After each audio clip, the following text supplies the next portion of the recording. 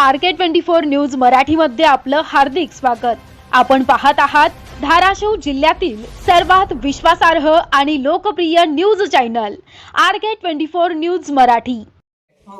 हे सगळ्या लोकांना येडत करताय। किती ग्रामसभा हे किती सभा आहे आता? जेव्हा ग्रामसभा घ्यायची होती त्याच्यानं घेतलं आपण कधी 5 वर्षाची तिसरी ग्रामसभा आहे। तिसरी ग्रामसभा आहे आपली। अहो, तुमच्या कागदावरची दाखवू नका जिथे 4 लोक तुम्हाला जे काय द्यायचं उत्तर देऊ। हे हुकुमशाही झाली तुमची। हुकुमशाही नाही, तुमची हुकुमशाही आहे। हुकुमशाही तुम्ही तुमची तर बदनामी करायचं आहे। तुम्ही व्हिडिओ कॉल करायचा म्हणजे? हे लेकराचं माहिती काढायचं। बरं काय अहो, खोटं आहे? तुम्ही शाळेत दारू विकलं। खोटं आणि ते टाकलं माणूस नाही. सांगते मला त्याची मी काय उत्तर देतो ना त्याचं? तुम्ही जे शूटिंग करून पाठवा ते शूटिंग चांगलं पुढे भरून घ्या ना। एक मिनिट थांब सभा थांबू दे। सह्या आधी घे नंतर करू। कोरम पूर्ण झाल्याशिवाय सभा कुठली होती? कोरम पूर्ण सभा झाल्यावर सह्या घेतात। ग्रामसभा किती आहे आपली? हा? आपली ग्रामसभा किती झाली आता? किती झाले? 5 वर्षात ग्रामसभा किती आहे? प्रत्येक ग्रामसभा झाल्याच आपली। कधी झाल्या? कधी झालं? तुम्हाला जरा एवढे लोक आहेत तेवढे लोकांमध्ये सरळ सरळ खोटं बोलतात। सरळ किती? वर्षातून 4 ग्रामसभा झालीच पाहिजे, अनिवार्य आहे। तुळजापूर, ICICI बँक आणि महाराष्ट्र ग्रामीण बँक या 3 बँकेवरून आतापर्यंत 5 वर्षात व्यवहार झालेला आहे। पैसे यायचे कारण व स्रोत हे पैसे कुठल्या कारणाने आपल्या अकाउंटला, आपल्या ग्रामपंचायतच्या अकाउंटला आले, त्याच्यामधून गट विकास अधिकारी म्हणजे बीडीओ तर्फे आलेले 19,38,363 रुपये का तर ते पण गावच्या विकासासाठी आलेले आहेत। त्याच्यानंतर ना दलित वस्तीसाठी 14,83,000 रुपये आलेले आहेत।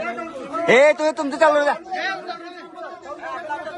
आणि हे जे बँकेला आपल्या अकाउंटमध्ये पैसे शिल्लक होते त्याचं निव्वळ व्याज आलेला 1,10,247 रुपये। 22,000 रुपये टावरचा टॅक्स आलेला आहे आणि ते टावर ग्रामपंचायतच्या जागेत आहे का कुणाच्या वैयक्तिक जागेत आहे त्याचा अभ्यास इथं सगळा आहे। त्याच्यामुळे गावकऱ्यांनी कुठल्याही संभ्रमात राहू नये। आणि 5 वर्षात त्यांनी काय केलेलं आहे, फक्त 2695 रुपये घरपट्टी जमा झाली असं दाखवलेलं आहे। तेवढेच पैसे त्यांनी अकाउंटला भरले, बाकीचे पैसे गेले कुठं, कुणाच्या खिशात गेले? 2600 आपल्या गावात 2600 लोक आहेत, 2600 लोकांनी फक्त 1 रुपये टाकलेला आहे का? आणि 88,37,012 रुपये हे 15वा वित्त आयोग जे मी म्हणत असतो, अन्न, वस्त्र, निवारा, शिक्षण आणि पाण्यासाठी, चांगल्या रस्त्यासाठी ते 88 लाख रुपये हे आपल्या 2,500 लोकसंख्या असलेल्या गावाच्या प्रत्येक नागरिकाचा अधिकाराचे पैसे आहेत का कुणाच्या बापाचे पैसे नाही आहेत। त्याच्यामधून 957 रुपये पर पर्सन ते बी झालं। प्लस आता मी सगळ्यात सोपं सांगतो, गावातले 4 लोक आहेत, 4 लोकांच्या अकाउंटवर आपल्या शिंगाव ग्रामपंचायतमधून पैसे गेले, ते कुठल्या कारणासाठी गेले? आता त्यांनी आता एक्सक्युटिव्ह जर तुम्ही विचारलं जाचाल की असं झालं ते उचललं, पण खरं इथं पैसे गेलेले, पैसे गेल्याशिवाय काही इथं ऑनलाईन फोटो दाखवत नाही। विशाल दिलीप भोसले ग्रामपंचायत कर्मचारी आहेत, सगळ्याला माहिती आहे। त्याच्या नावावर टोटल 2,72,444 रुपये, 2,72,444 रुपये जर एखाद्या शिपायाच्या अकाउंटवर जात असेल तर तुम्ही आम्ही यांचा पाठिंबा देणारे सर्व लोक येणे मी तर म्हणतो। आणि त्याचं कारण काय दिलेलं, गटार काम आणि पाणी पुरवठा। मला सांगा, विशाल भोसलेनं कुठलं गटार काम केलेलं आहे? गावात किती लोकांनी बघितलं सांगा? कॉन्ट्रॅक्टर झालेलं आहे। त्याच्यानंतर VM मेलगिरी स्वतः त्यांच्या अकाउंटवर 3,98,500 रुपये गेलेले आहेत का पाणी पुरवठा काम? अरे एवढा जर पैसा जर हे जर हिशोब लावला असता ना, आतापर्यंत आपलं गाव डिजिटल असतं, CCTV कॅमेऱ्यात RCC झालं असतं। त्याच्यानंतर ना राजेंद्र बाबूराव डांगेच्या अकाउंटवरती 4,02,014 रुपये गेलेले का तर बंदिस्त गटारवर ड्रेनेज काम। त्यांनी सांगावं इथं, मी त्यांना आव्हान देतो इथं येऊन समोर की बाबा तुमच्या अकाउंटवर हे पैसे आलेले नाहीत। जर तुम्ही असं म्हणाल तर तुमच्या बँकेचं स्टेटमेंट काढू आम्ही, त्याच्यानंतर तुम्ही ते कुणाच्या अकाउंटवर ट्रान्सफर केलेत का वैयक्तिक तुम्ही ठेवून घेतले ते ग्रामपंचायतचे आणि ह्या 2,500 लोकांचे पैसे, याचं आम्हाला उत्तर पाहिजे। अंगद कमलाकर जाधव मी मगाशी म्हणल्याप्रमाणे 1,44,68 रुपये टोटल 3 शेत त्याच्यामध्ये झालेले। त्याचं अंगणवाडी काम व पाणी पुरवठा काम। आता तुम्ही सगळ्यांनी पण बघितलेलं आहे की बाबा कोण किती अंगणवाडी काम केलेलं आहे, कोण किती पाणी पुरवठ्याचं काम केलेलं आहे। आणि निधी आलेला घर पाणी नाही आपल्याला, आणि घरातनं भरलं म्हणजे घरातनं हेच की घरातून आणि घरातनं ग्रामसभेत बसलो होतो, 200-300 लोक जमा झाले होते। तरुण वर्गाने प्रश्न विचारत होते की ह्या पैसा कुठे गेला, कारमध्ये नाही आचारसंहिता त्यांनी टाळाटाळ करून जाऊन ग्रामपंचायतच्या बंद करीत बसले असं आमचे काय म्हणतात त्याला वेगळं काय वेगळं ग्रामसेवक साहेब सरपंच साहेब ग्रामसेवकांनी ग्रामसेवक उत्तर देणं बंधनकारक आहे, कारण तो सरकारमधला आणि जनतेमधला दुवा आहे. त्यांना आमच्या प्रश्नाचे उत्तर द्यायला पाहिजे. तुम्ही बाहेर बघू शकता, ग्रामपंचायतला कुठलाच बोर्ड नाही की बाबा असं अमुक अमुक वाजता ग्रामपंचायत उघडते, अमुक अमुक वाजता बंद होते.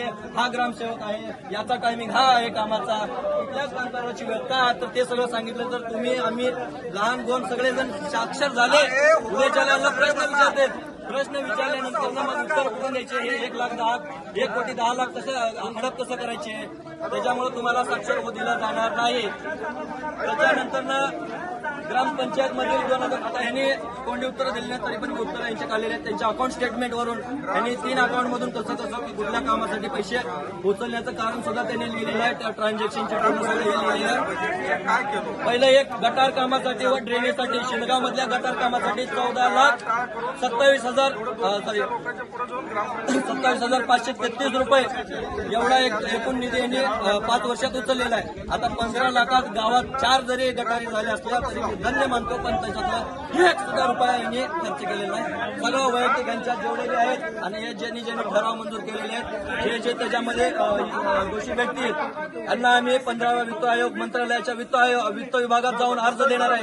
यांना वाटत असेल हा मनमानी कारभार चालतो, अजिबात चालत नाही. 7 ग्रामपंचायतचे अकाउंट काढायची काय गरज आली?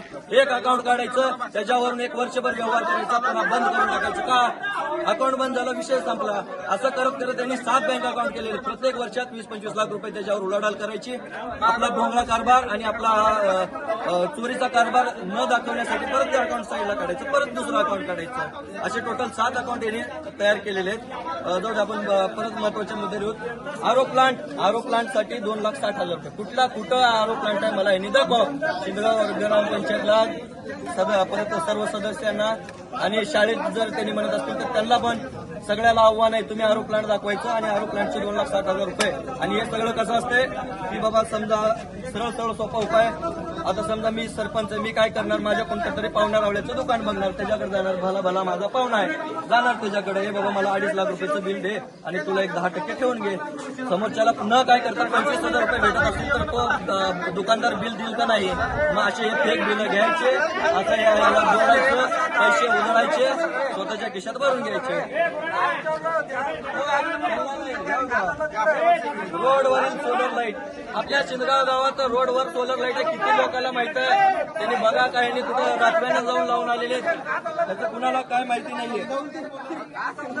गावातल्या लोकांनी जरा तुम्ही तुमच्या डोळ्यात बघा, माझ्या डोळ्यात दिसलेलं नाही, कारण त्याच्या रोडवरील सोलर लाईटसाठी 2,55,808 रुपये गेलेले आहेत. रोडवर कुठेही माझ्या डोळ्यानंतर मला दिसलेलं नाही. तुम्ही तुमच्या डोळ्यानं बघून तपासणी करून घ्या. अंगणवाडी साहित्य आणि अंगणवाडी काम 2,92,513 रुपये. त्याच्यानंतर कचरा कुंड्या. अरे शिंदगाव गावाचं एवढं जगातलं सगळ्यात भारी गाव असेल ज्याच्यात 86,000 रुपयाच्या कचरा कुंड्या. कुठे आहेत कचरा कुंड्या 86,000 रुपयाच्या? त्यांच्या घरात ठेवल्या का शेजाऱ्याच्या घरात नेऊन ठेवल्या का उसात नेऊन ठेवल्या? त्याचं उत्तर तुम्ही विचारायला पाहिजे. आणि हा पैसा यांच्या कुणाच्या वैयक्तिक बापाचा नाही, अजूनही सांगतो, हा शिंदगावच्या ग्रामपंचायतचा पैसा आहे. त्याच्यानंतर ना गावातील रस्ता दुरुस्ती. मित्र, मी दीपक चव्हाण परशेट्टी आणि आमचे सगळं गावातील नागरिक व ग्रामपंचायतचे सदस्य वगैरे इथं आहेत. आणि इथं आम्ही सगळेजण 26 जानेवारीला होणाऱ्या ग्रामसभेच्या अनुषंगाने एकत्रित आलो होतो आणि आमचे काही प्रश्न होते, पण आमच्या त्या प्रश्नाचे उत्तर ग्रामसेवक, सरपंच, तथाकथित जे कोणी पदावरती आहेत यांनी उत्तर न देता ग्रामसभा संपली असं जाहीर करून गेलेले आहेत. त्या गोष्टीसाठी आमच्याच गावातील धनाजी पाटील हे उपोषणास बसले होते, परंतु सध्याच्याला आचारसंहितेचा भंग होऊ नये या कारणास्तव त्यांनी त्यांचं उपोषण माघारी घेत आहेत. आणि या व्हिडिओच्या माध्यमातून मला तुम्हाला एवढंच सांगायचं, फक्त थोडंसं जागृत व्हा आणि येड्यासारखं वागू नका. नसेल तर हे गाव विकून खातील आणि त्यावेळेस तुम्हाला कळेल की बाबा आपलं गाव विकलं गेलेलं आहे. आणि 7 बारे सगळे घाण आहेत, कुणाला त्या गोष्टीचं काहीच माहिती नाहीये. त्याच्यामुळे माझं एवढंच विनंती आहे की बाबा तुम्ही साक्षर व्हा आणि सक्षम व्हा. आणि अजून एक विषय प्लस, यांनी जर कायदेशीर कारवाई जर कुठली करण्याचा प्रयत्न केला तर नळदुर्ग पोलीस स्टेशन आमची हद्द येते. नळदुर्ग पोलीस स्टेशनला सुद्धा मी या व्हिडिओच्या माध्यमातून सांगायचं आहे की बाबा आम्ही कुठल्याच गोष्टीचा अकायदेशीर उपयोग केलेला नाही. आम्ही संविधानिकरित्या आलेलो आहे, संविधानिकरित्या आमची गोष्ट ठेवलेली आहे. समोरच्याला फक्त प्रश्नाची उत्तरं देता येत नव्हती, त्यामुळे त्यांनी इतर कारणं देऊन अडकवण्याचा जरी प्रयत्न केला तर त्या गोष्टीसाठी नळदूर पोलीस स्टेशनने या गोष्टीची दक्षता घ्यावी. आम्ही कुठल्याच अकायदेशीर कारवाई केलेली नाही. 1 मिनिट थांब. सभा थांबू दे. सह्या आधी घे, नंतर करू. कोरम पूर्ण झाल्याशिवाय सभा कुठली होती? कोरम पूर्ण सभा झाल्यावर सह्या घेतो. ग्रामसभा किती आहे आपली? हा? आपली ग्रामसभा किती झाली आतापर्यंत? किती झाले? 5 वर्षात ग्रामसभा किती आहे? प्रत्येक ग्रामसभा झाल्याच आपली. कधी झाल्या? कधी झालं? मला जरा एवढे लोक आहेत तेवढे लोकांमध्ये सरळ सरळ खोटं बोलतात. सरळ किती? वर्षातून 4 ग्रामसभा झालीच पाहिजे, अनिवार्य आहे. संपर्क राहुल अंकुश कांबळे, मुख्य संपादक 98 81 85 85 40. सबस्क्राईब करा RK24 न्यूज मराठी. ताज्या अपडेट्ससाठी लाईक, शेअर, कमेंट करा. RK24 न्यूज मराठी, तुमचा विश्वास आमचं कर्तव्य.